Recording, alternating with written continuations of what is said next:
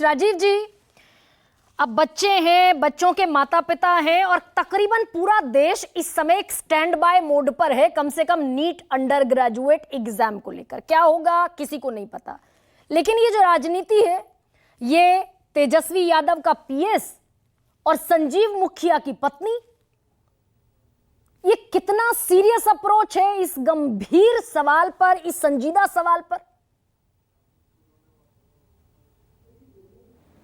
देखिए गरिमा जी, पहली बात तो यह है कि बिहार में जैसे ही आर्थिक अपराध इकाई को इसकी जानकारी मिली, उन्होंने त्वरित कार्रवाई की।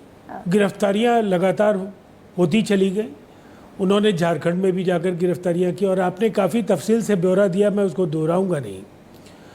और आज राज्य सरकार का जो फैसला है वो भी देश के सामने है। ईओयू ने अपनी जांच सौंप दी है राज्य सरकार के फैसले के आधार पर। अब सीबीआई इस बिहार के पूरे मसले को भी सीबीआई देखेगी। जो जिम्मेदारी बिहार पुलिस की थी उसका निर्वहन उन्होंने किया है। अब शिक्षा मंत्रालय को निर्णय लेना है। मैं एक बात से जरूर सहमत हूँ कि फैसले कई बड़े लिए गए हैं जिनके दूरगामी नतीजे होंगे। एक अधिसूचना पहले निर्गत होनी चाहिए थी, लेकिन देश के सामने जो पेपर लीक को लेकर एक बहुत ही कड़े कानून की देश को प्रतीक्षा थी, वो हो गया, उसकी अधिसूचना निर्गत हो गई। नहीं, ये भी चुनावी चक्कर में, ये भी चुनाव के चक्कर में राजीव जी 5 महीने डिले हुआ, वो भी तब जब उत्तर प्रदेश में इतना बड़ा पेपर लीक हुआ। 48 लाख जिसके लिए अब चल हो जा शुरू। केसरिया से मन जोगी हुआ रे, दिल झूमे देखो पतवारा हुआ रे, दिल झूमे देखो पतवारा हुआ रे। हर पल मनाओ केसरी त्योहार। विमल, बोलो जुबान केसरी। अभ्यर्थी थे, कानून बन गया 12 फरवरी को, नोटिफाई किया परसों रात। इसे संजीदा अप्रोच तो मुझे लगता नहीं कहते। देखिए, नहीं, मैंने कहा इसमें विलंब हुआ है। मैंने आपके सवाल पूछने के पहले ही मैंने कहा ये पहले हो जाना चाहिए था। और हमारी सरकार बिहार में भी एक काफ़ी बढ़िया कानून लाने की योजना पर सभी दलों के साथ विमर्श कर रही है और एक हो सकता है बिहार सेंट्रिक भी कुछ फैसले इस दिशा में होंगे। लेकिन हमारा ये मानना है कि शिक्षा मंत्रालय की संजीदगी पर अभी सवाल तब तक नहीं उठने चाहिए जब तक बहुत विलंब से वो कोई फैसला नहीं ले। जो कुछ हुआ है, देर हुआ है, एक एक मिनट परीक्षार्थियों के लिए बेहद अहम है। जिस कड़ी मेहनत के बाद ऐसी परीक्षाओं को उत्तीर्ण करने का काम वो करते हैं, वहाँ से उनके भविष्य के बुनियाद रखी जाती है। लेकिन राजीव जी, नीतीश की जो पीड़ा है मैं वो समझ सकता हूँ। हाँ, मैं बड़ी जिम्मेदारी से इंटरवीन कर रही हूँ आपको। तभी तो सवाल पूछा मैंने सबसे बड़ा कि जब हम छात्रों के भविष्य के बारे में बड़ा संजीदगी से बात कर रहे हैं, लेकिन अगर राजीव रंजन सिंह, ललन सिंह बड़े ऊंचे ओहदे पर बैठे हैं, कैबिनेट मिनिस्टर हैं, वो ले जाकर इस पूरी गुत्थी को तेजस्वी यादव के पीएस प्रीतम कुमार तक समेटने की कोशिश करते हैं, और इधर मनोज झा सिर्फ इसको संजीव मुखिया की पत्नी की, भाई वो जेडीयू की नेता है, जेडीयू से चुनाव लड़ दिया, इस पॉइंट तक समेटने की कोशिश करते हैं। तो हम बड़ी छोटी मानसिकता के शिकार होकर इस पर बात करते हैं क्या?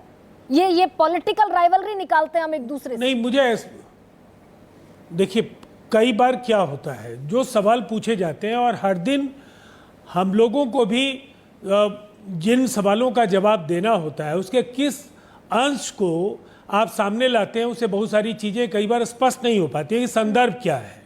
अगर सवाल राज्य सरकार के अक्षमता का उठाया जाएगा तो राज्य सरकार ये कहेगी कि जो लोग सवाल खड़े कर रहे हैं उन्हें अपने गिरबान में भी झांकना चाहिए। ये ऐसा नहीं है कि इस सवाल को सतही तरीके से देखने की बात है।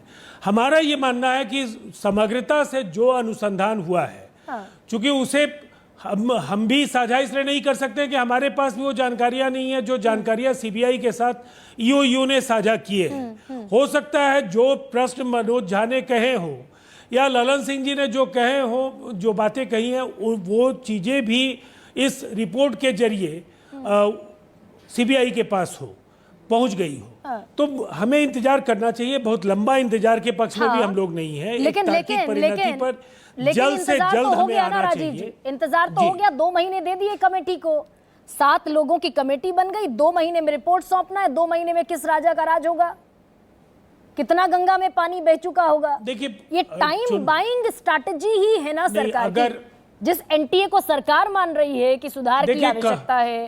ट्रैक रिकॉर्ड एनटीए का ऐसा कि जितने एग्जाम कंडक्ट कराए सब में धांधली, तो एग्जिस्टेंस पर तो सवाल उठेंगे एनटीए की।